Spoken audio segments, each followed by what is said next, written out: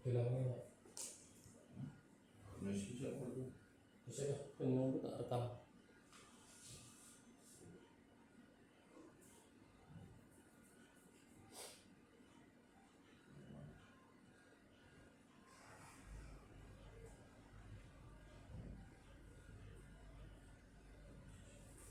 Ini yang saya 14.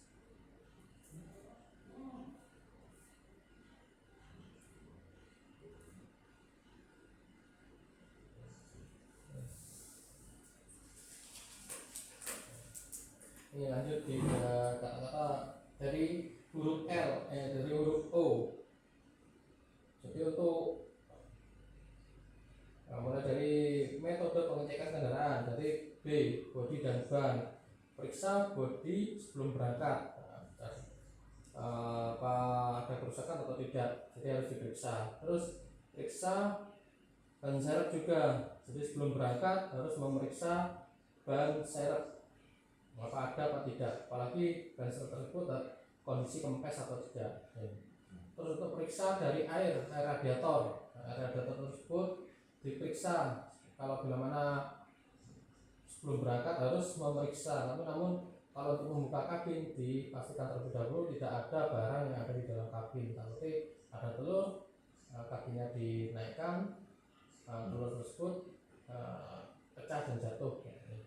Terus dari kata L, listrik, periksa lampu-lampu, periksa air aki, dan periksa sambungan-sambungan aki. Jadi sebelum berangkat harus memeriksa sambungan tersebut sepan apa tidak. Kalau nggak sepan itu takutnya terjadi ngefoam. Kalau ngefoam efeknya tidak bisa di starter dan meleleh di aki tersebut. Dan untuk kata O, periksa tetesan atau kebocoran di bawah kendaraan. Dari oli tersebut itu harus diperiksa setiap harinya. Terus level oli mesin dan level gardan dan level oli rem. Jadi sebelum berangkat itu ada rembesan atau tetesan. Kalau tetesan otomatis oli tersebut berkurang. Terus kalau untuk berkurang bisa segera diajukan atau langsung konfirmasi ke operasional. Itu terus kalau untuk penambahan oli itu di angka 5.000 km dan untuk pergantian oli di angka 10.000 km. Nah, itu bisa konfirmasi ke tim bengkel. Nah, kalau tim bengkel di sini adanya itu di setelah maghrib. Karena kalau jam sekian unit kita kebanyakan sudah lebih posisi miring. Jadi tim bengkel itu adanya maghrib. Terus untuk kelengkapan, kelengkapan sebelum berangkat itu harus diperiksa, mulai dari STNK, SIM-nya sebelum berangkat dicek ada apa enggak, takutnya lupa. Terus handphone jangan sampai ketinggalan.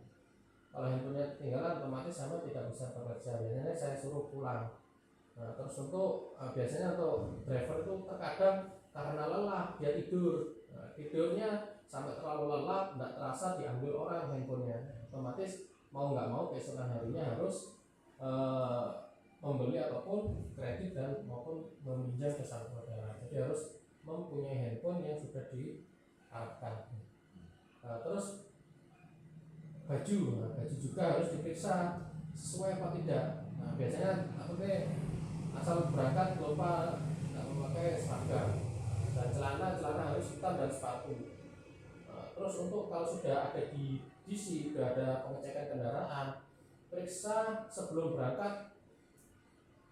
Periksa dari dashboard tersebut harus sesuai toko A, B, C, D, E di karton ini. Nah, karton A, B, C, D, E, terus dashboardnya itu dicek dan gemboknya mulai depan A, B, C, D, E. Biasanya kalau nggak sesuai teriak di toko, berarti tetap yang disalahkan driver, tidak melakukan pengecekan kendaraan. Biasanya keliru gembok dan gembok tersebut posisinya harus benar, takutnya tim gembok keliru gembok sehingga terkunci secara permanen dalam satu toko, jadi toko lainnya tidak bisa dibuka. Jadi harus kuncinya itu harus memang saling berantai-rantai untuk gemboknya. Terus untuk toko, nah ini biasanya gagal paham, soalnya toko di Gajah Mada GJMA Gajah Mada Jember itu inisial tokonya GJMA. Kalau Gajah Mada Banyuwangi GMDA.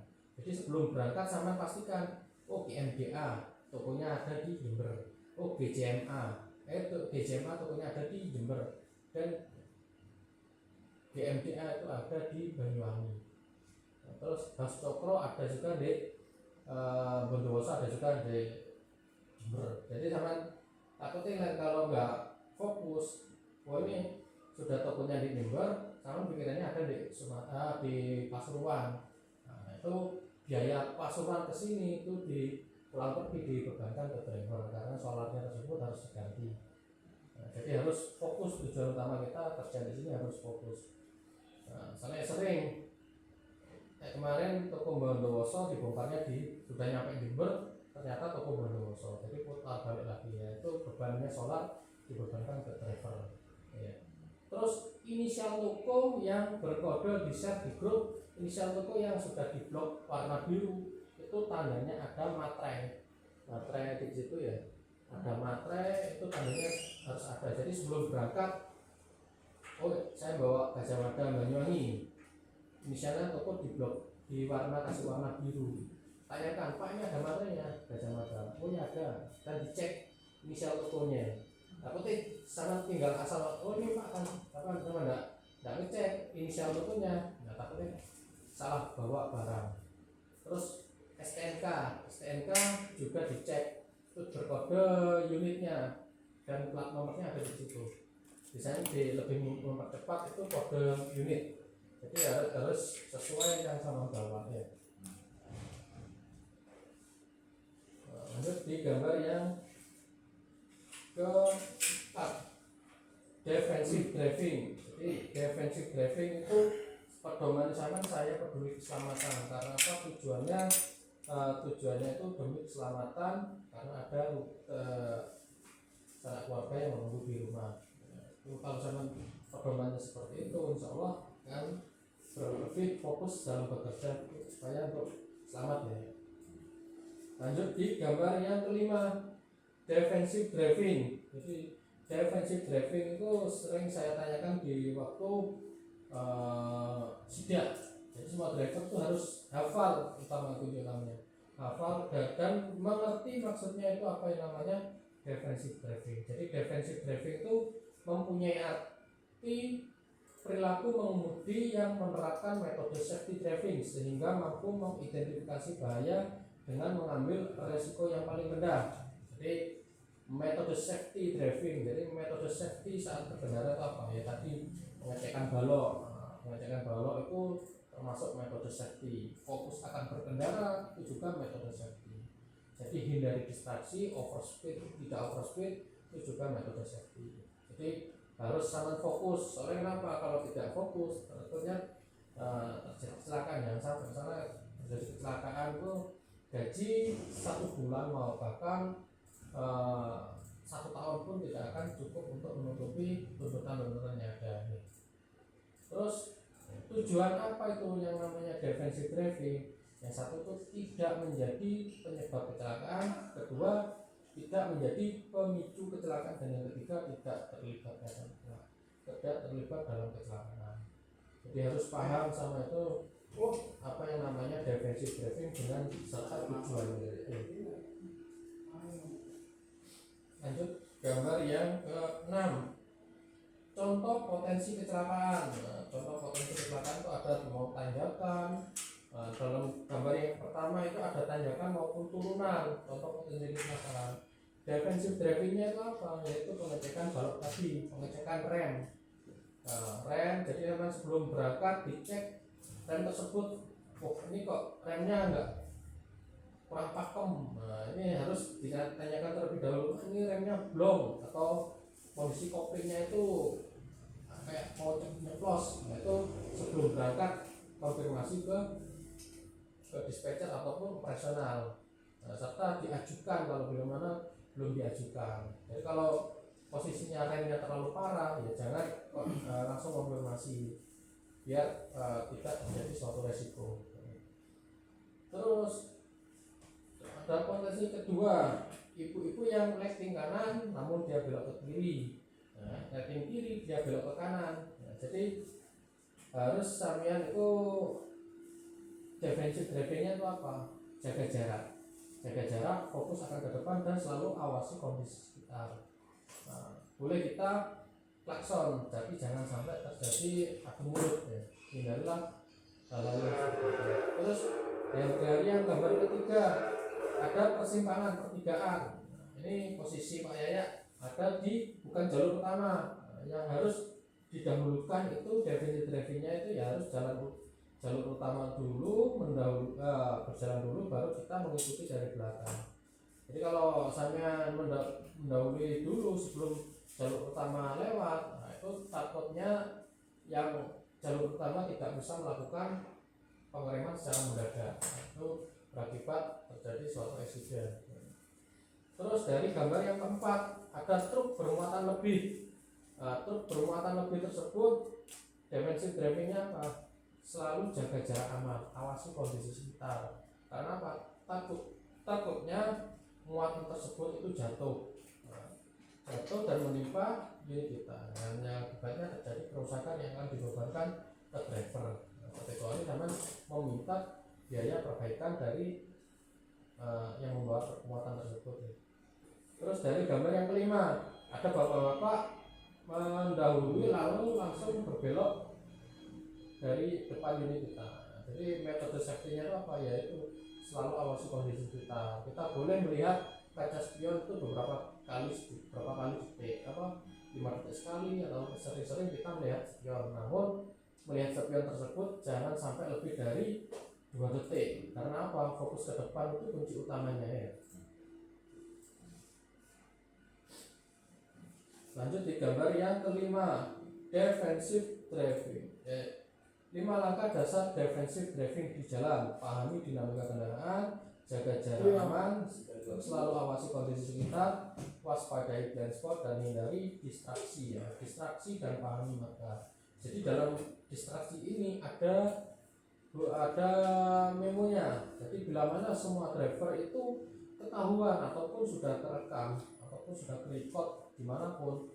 Jadi kalau sudah cepat tersebut akan dilakukan punishment itu yang namanya tidak bisa melakukan aktivitas lagi di area tim pilot. Jadi mau nggak mau ya harus mengundurkan diri. Nah, soalnya aturan tersebut sangat keras, soalnya demi keselamatan driver biar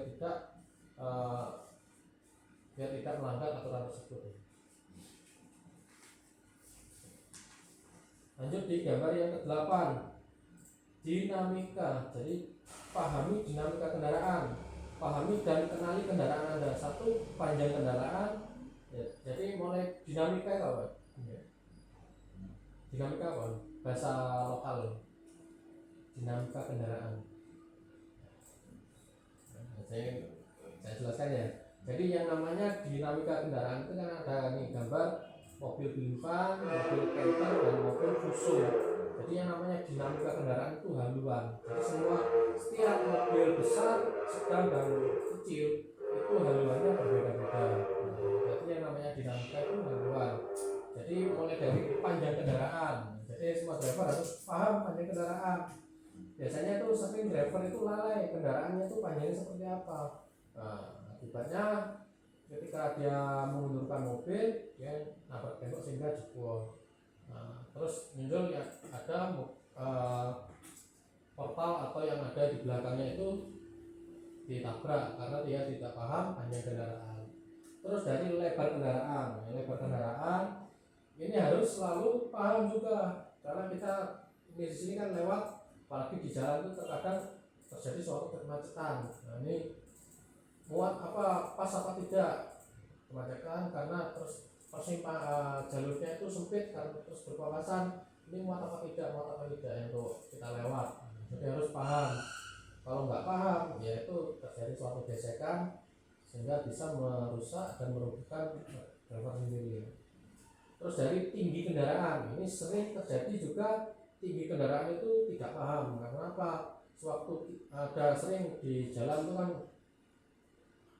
sering lihat truk bermuatan tersebut nyangkut di portal. ataupun truk bermuatan tersebut nyangkut di pohon. Nah, jadi kalau ada pohon sebelah kiri sedikit condong, harus paham lebih baik kita agak jalannya itu ke tengah. Nah, jadi harus paham takutnya biar tidak terjadi suatu kecelakaan. Terus ground clearance dan bobot max muatan kendaraan ini juga penting.